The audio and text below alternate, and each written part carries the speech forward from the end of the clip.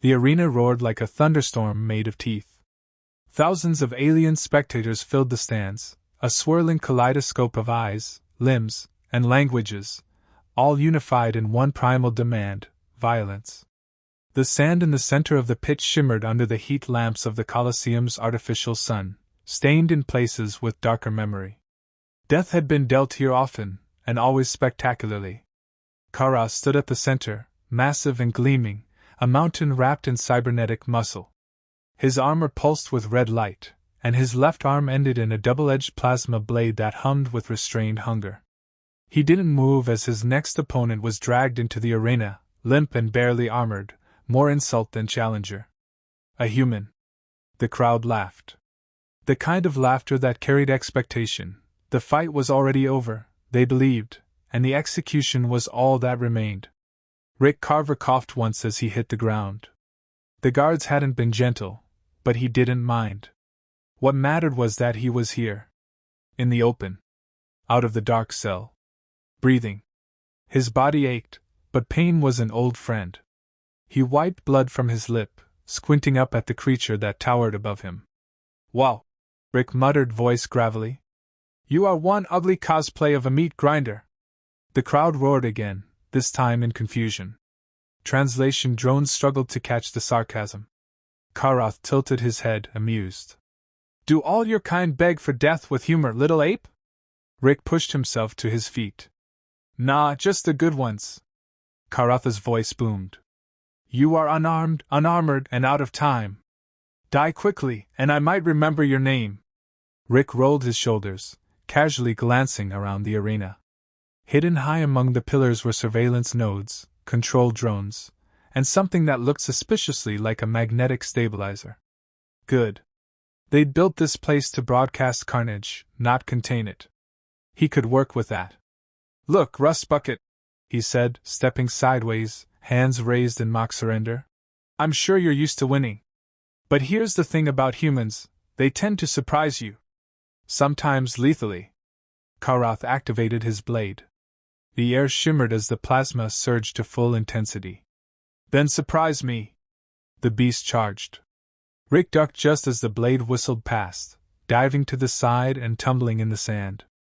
The crowd screamed approval. Karath skidded to a stop, spun, and charged again, faster. Rick barely avoided being flattened by a punch that cratered the ground behind him. Dust exploded around them. He scrambled backward, breathing hard, muscles tight. He hadn't come here to win through brute force. That would be suicide. But he could stall, study, learn. Karath stalked forward, amused. "You run well. Is that the strategy? Exhaust me with cowardice? More like giving you time to regret your life choices." Rick shot back. Another swing, another dodge. Rick clipped a metal shard from the arena floor, a broken piece of drone shrapnel. Not sharp, but jagged. Good enough for now. He darted in close, feinted left, then drove the shard into the back of Karath's knee joint, right at a seam in the armor. Sparks burst.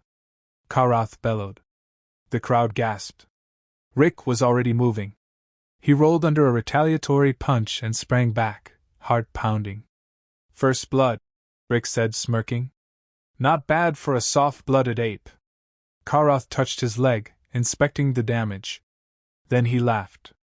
It was a deep, metallic sound that shook the dust from the rafters. "You'll pay for that in organs." Rick circled him slowly, eyes scanning for weaknesses. His own body screamed for rest. But adrenaline was a powerful drug. He remembered the faces of his team, dead now, lost during that doomed infiltration on Zara Prime. He'd been the only one captured. The rest were vaporized. Earth never got the bodies back. So yeah, he was angry. But anger needed a leash. "Let me ask you something," Rick said, keeping his voice casual. "Ever wonder why your kind banned humans from galactic warfare?" Karath snarled. "Because you are reckless and diseased. A contagion. Unworthy of the stars." Rick's smile sharpened. "No. It's because we don't fight fair. We fight to win. And we're very, very good at it." He darted forward again, not to attack, but to bait. Karath took the swing. Predictable. Rick ducked under the strike and this time threw sand into the alien's optical sensors. The Gladiator roared blind for a moment.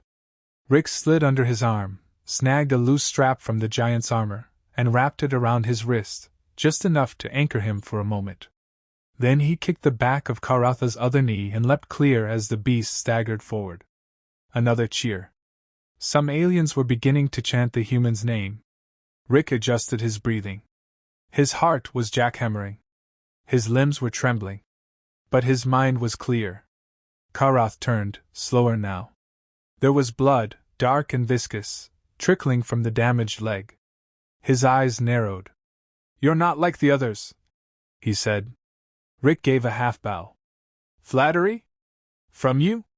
I'm touched." "No," Karath growled. The others screamed. "You grin." Rick's eyes hardened. "Because I've seen what comes after screaming. And it's worse." They stared at each other across the arena floor, both bloodied, both breathing hard. Around them, the crowd surged in volume, sensing a real fight. Not a slaughter. A contest. Karath flexed his clawed fingers. "You've earned a slower death." Rick wiped sweat from his brow. "I'll pencil that in. But first." He darted toward a control panel on the wall. The guards hadn't noticed it. They were too used to carnage, not cleverness. He reached it, slapped a code from memory. The lights flickered. A hum filled the air. One of the drones above glitched and crashed to the floor with a hiss of sparks. The magnetic stabilizer had shorted, just as he'd hoped. Karath turned toward the sound, but too late. Rick was already moving. He launched himself forward, every fiber in his body screaming. He wasn't faster. He wasn't stronger. But he knew where to strike. And for the first time, Karath looked uncertain. Rick didn't smile this time.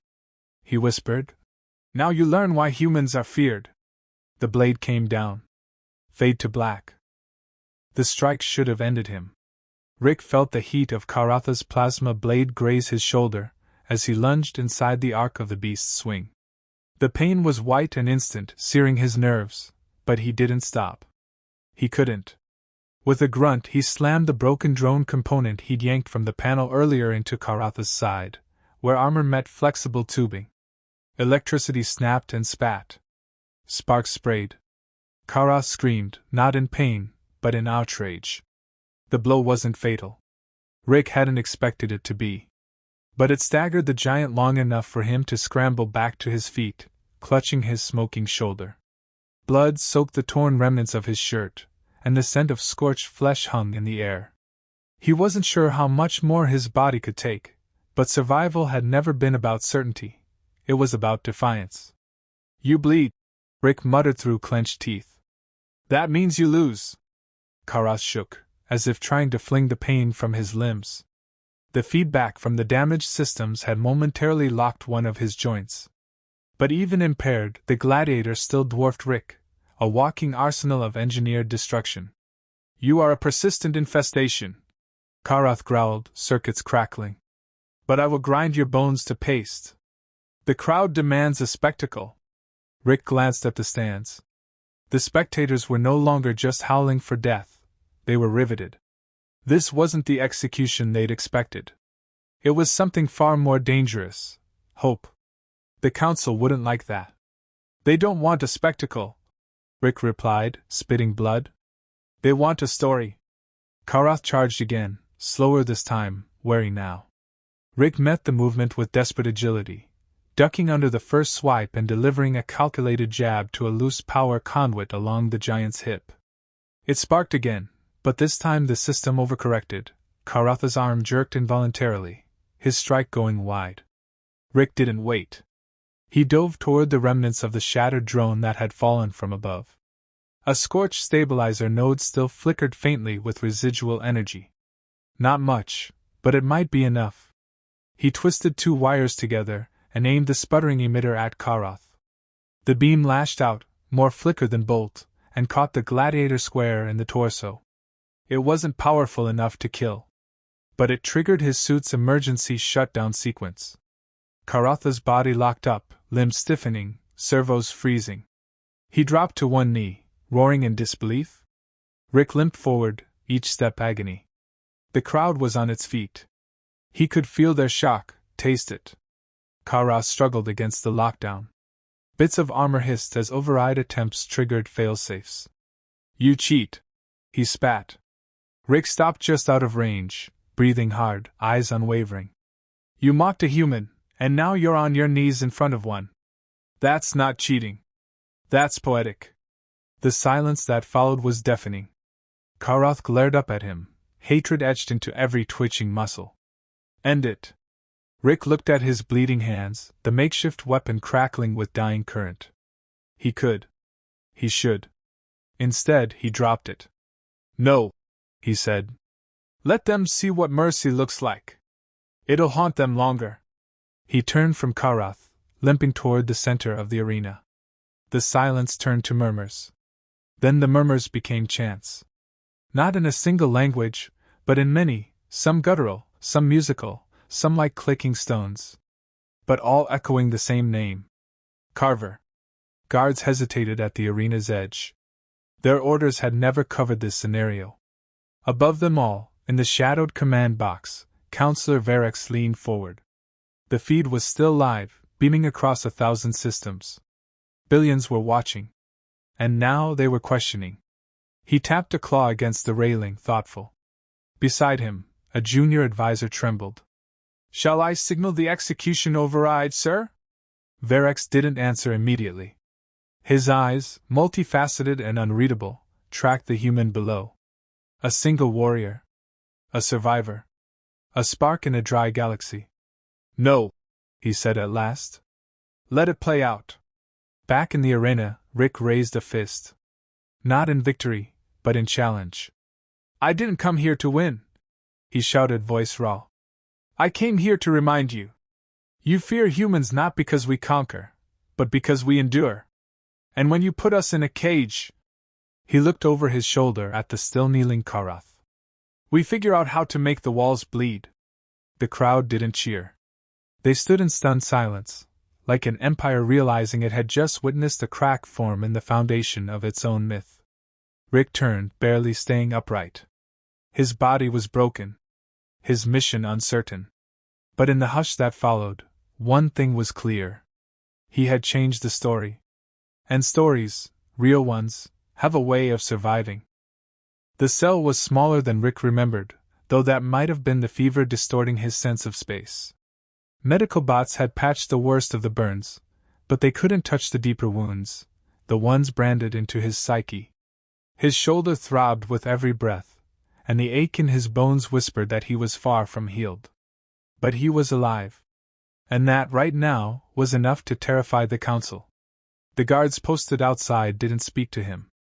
They didn't even look at him. As if eye contact might invite whatever madness had allowed a human to topple a gladiator bred for war. As if acknowledging him would make him more real.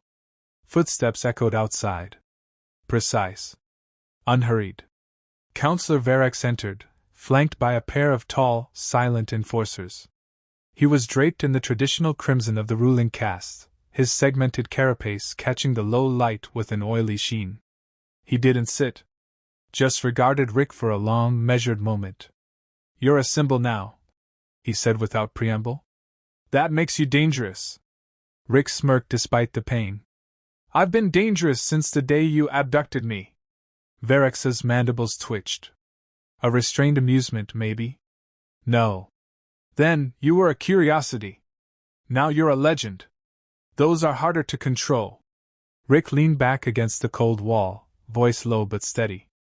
That was your first mistake. Thinking humans could be controlled. The silence thickened between them. Beyond the cell, something rumbled, distant but growing.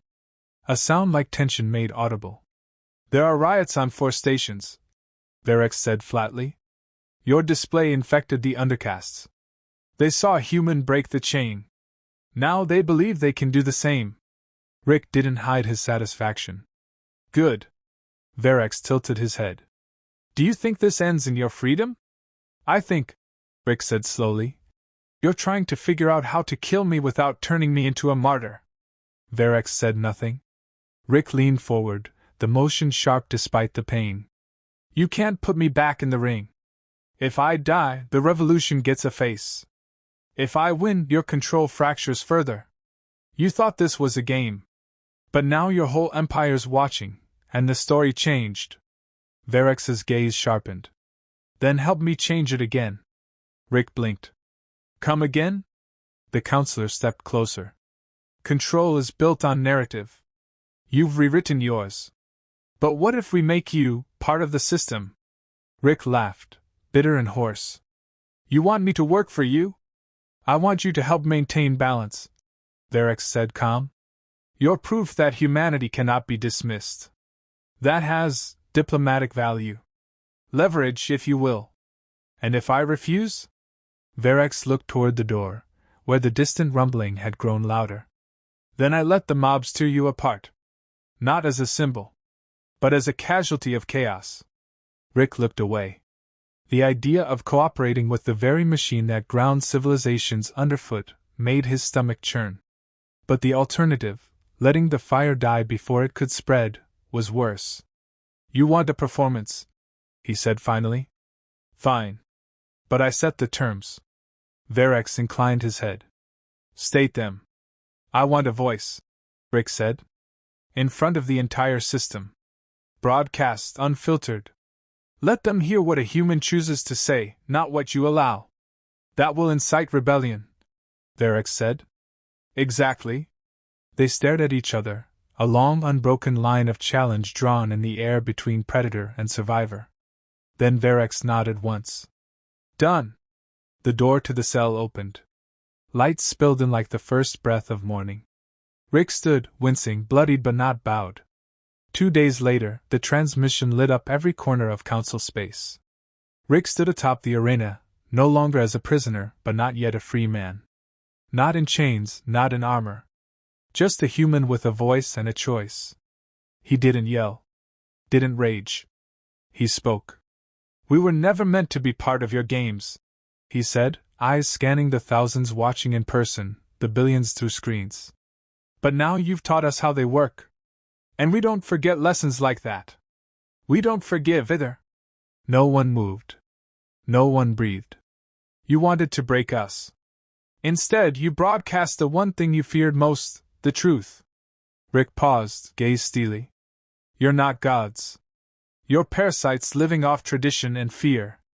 But here's the thing about humans, we're vectors for change. And now, change is coming. The screen faded to black. In the darkness that followed, across 100 worlds sparks were struck. And the fire began to spread.